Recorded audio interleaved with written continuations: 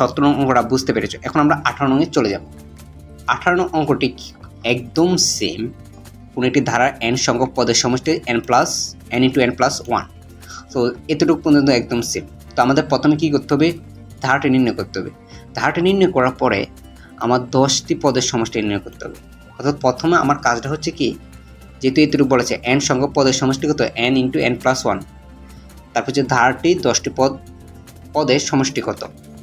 প্রথমে আমার ধারাটা তৈরি করতে হবে, যদি এরকম প্রশ্ন থাকে। তারপর আমি 10টা পদের সমষ্টি নির্ণয় করব। তো যদি এটা সৃজনশীলে আসে, এটা যদি ক্ষয়ে আসে, তোমরা গ কিন্তু এটা খুব সহজে করতে পারবে। লিখবে এখানে খ হতে পাই, ধারাটি ডিরেক্ট লিখে ফেলবে।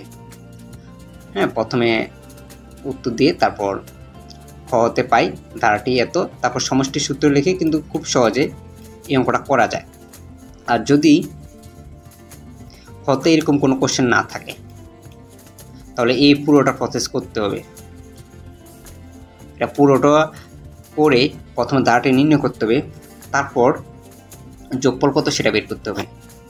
তো আমরা প্রথমে লিখব 17 নং হতে পাই, ধারাটি হলো 2 + 4 + 6। সো প্রথম n সংখ্যক পদের যোগফল আমরা বের করব। সমষ্টি সূত্র লিখব Sn = n/2 × 2a + n - 1 × d।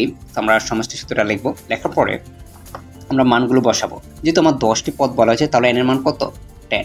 তো আমরা n এর জায়গায় আমরা 10 বসাবো, 10 বসালাম। তারপর /2 বসালাম।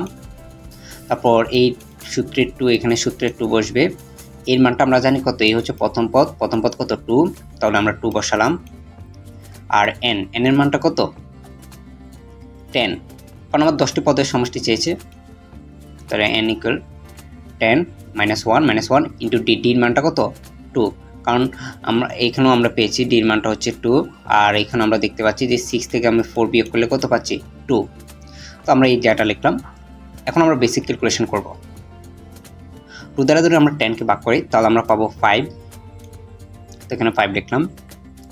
তারপর 2 এর সাথে 2 গুণ করলে 4, a প্লাস, আর 10 থেকে 1 গেলে কত, 9 × 2। সো এখানে 9 × 2 18 + 4, আর এখানে 5 যেভাবে থাকবে। তো 5 × 4 + 18, তাহলে 4 + 18 = 22।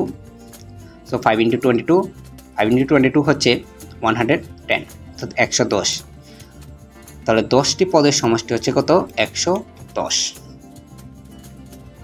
তো এটাই হচ্ছে অ্যান্সার। যদি কোনো একটি ধারা এইভাবে দেওয়া হয় যে n সংখ্যক পদের পদের সমষ্টি হচ্ছে n × n + 1, তাহলে যদি বলা হয় 15টি পদ, তাহলে এখানে 15 বসবে। আর যেহেতু এখানে 10 বলেছে, তাহলে আমরা 10 দিয়ে